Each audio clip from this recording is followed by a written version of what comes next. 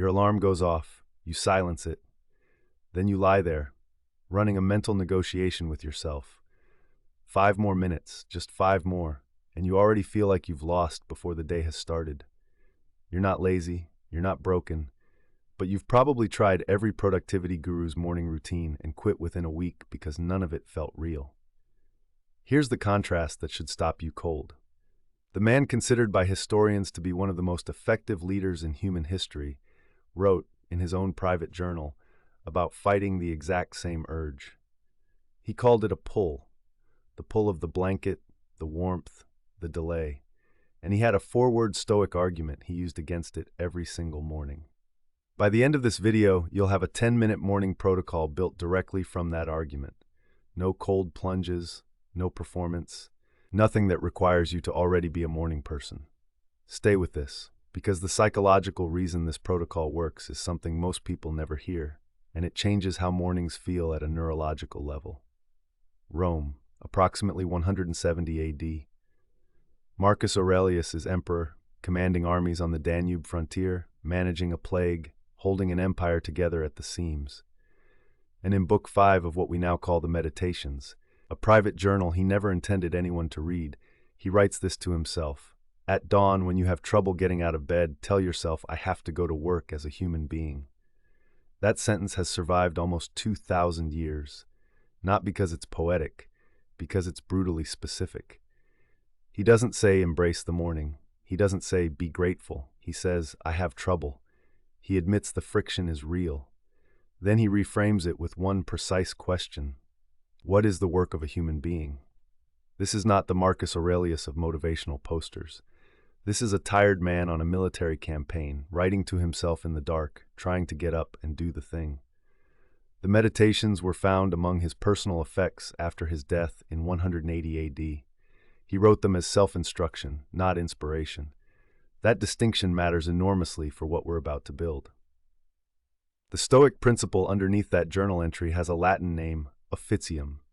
It comes from the Greek kathekon, which the Stoics defined as appropriate action, specifically, action that flows from your nature as a rational social being. Not what feels good, not what you're motivated to do, what is appropriate to what you actually are. Marcus's full argument in that passage goes like this. What am I made for? For lying under blankets and keeping warm. But this feels better. Are you then made for comfort or for action? He's doing something psychologically sophisticated here. He's not using willpower. He's using a question to redirect identity. And that distinction is the core of why Stoic mornings work when nothing else does. Here's the neuroscience underneath it. Willpower is a finite resource that depletes fastest first thing in the morning, before your prefrontal cortex is fully online. Every modern morning routine built on discipline, the 5-second rule, the cold shower shock, the rigid schedule, is fighting your brain's natural state with the weakest tool you have at that moment. But asking a question, especially one about identity, about what you are for, engages a completely different neural circuit. It bypasses the motivation system and activates what researchers call the default mode network's self-referential processing. In plain language, when you ask, what am I for, your brain shifts from resisting action to categorizing itself, and that shift is physically easier than forcing movement through willpower. There's a second Stoic concept layered into the morning protocol, premeditatio malorum, literally the premeditation of evils. Seneca used it extensively. He would spend time each morning imagining what could go wrong that day, not to catastrophize, but to remove the element of surprise. When difficulty arrives and you've already rehearsed it mentally, it doesn't drain you. You've already spent that emotional energy in a controlled setting. Here's the part most people skip, and it's the reason you're still watching. Premeditatio malorum is not pessimism. Seneca was explicit about this in his letters to Lucilius, written around 65 AD. He writes, let us prepare our minds as if we had come to the very end of life. Let us postpone nothing. That's not fear, that's clarity. And clarity in the morning is worth more than any amount of motivational energy. Now here's a scenario that might describe you. It's a Tuesday. You have a meeting you're dreading at 10 a.m. You wake up and the first thing your brain does is hand you that meeting. The awkward moment, the possible criticism, the uncomfortable silence. The modern advice is to distract yourself, stay positive, focus on gratitude. The Stoic advice is the opposite. Look at it directly for 60 seconds and ask what is actually in your control. Or this scenario, you're a parent, you woke up 3 times last night, the alarm feels like a physical insult. The idea of any routine sounds like a cruel joke. Marcus Aurelius ruled an empire and fought wars while managing the deaths of multiple children. His journal entries during those years are not triumphant. They are the notes of someone doing the minimum required thing and calling that enough. That is a Stoic morning. Here's why this matters tonight, in your life, right now. Before you go to sleep tonight, you can set up tomorrow's morning in 10 minutes using exactly 4 steps. Not because you want to become a morning person, because you want to stop losing to your morning before the day begins. Here's the protocol, built directly from the Meditations and Seneca's letters. Step 1 is what Marcus did, the identity question. The moment your alarm goes off, before you check your phone, you say one sentence aloud or in your head, "I am made for this." Not a generic affirmation. Fill in the blank with something real. I am made for being a good parent today. I am made for finishing that project. Make it specific to who you actually are, not who you wish you were. Step 2 is a 3-minute premeditatio. Sit on the edge of your bed, not at a desk, not fully upright, just on the edge.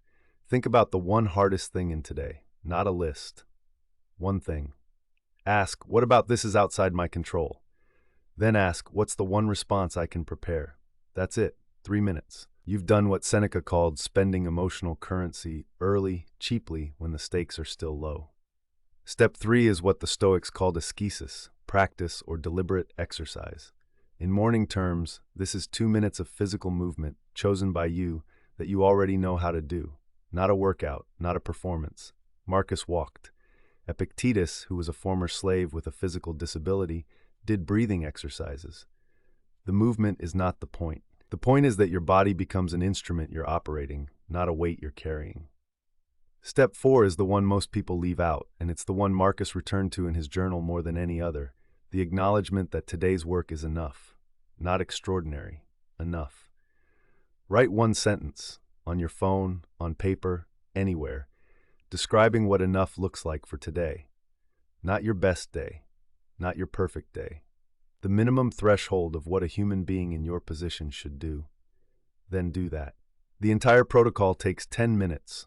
1 minute for the identity question and getting up. 3 minutes for premeditatio. 2 minutes of movement. 4 minutes to write one sentence and review your day. You have not optimized your morning. You have philosophically armed it. There is a difference, and you will feel that difference within 3 days. Notice what is not in this protocol. There is no cold shower. There is no 4 a.m. alarm. There is no hour of journaling, no meditation cushion, no green powder drink. Those things are not wrong, but they are tools designed for people who have already solved the morning problem. This protocol is for people who haven't.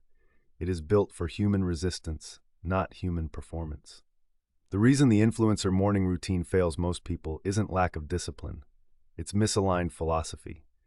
Those routines are built on motivation, on feeling good enough to perform. Stoic mornings are built on officium, on appropriate action regardless of feeling. Feeling follows action in Stoic psychology, not the other way around. That single reversal changes everything. Marcus Aurelius died in 180 AD, having never resolved his difficult mornings. He wrote about the struggle in Book 5. He wrote about it again in Book 8. He never stopped fighting the pull of the blanket, but he got up. Every day, in a crumbling empire, with armies to command and grief to carry and a plague at his door, he got up and did the work of a human being. Not because it was easy, because he had decided what he was for. Tonight, before you sleep, do one thing. Write down the one specific thing that will make tomorrow morning feel like an obstacle before it even starts. Then write one sentence. What is the one response that is in my control? That's your premeditatio for tomorrow. You've already done step 2 of the protocol. The rest follows from there.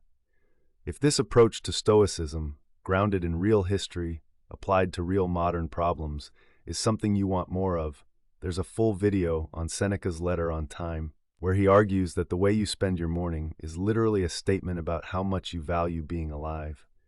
It's linked above. And if you've tried a morning routine before and it failed, leave a comment with what broke it. The answer is almost always philosophical, not practical.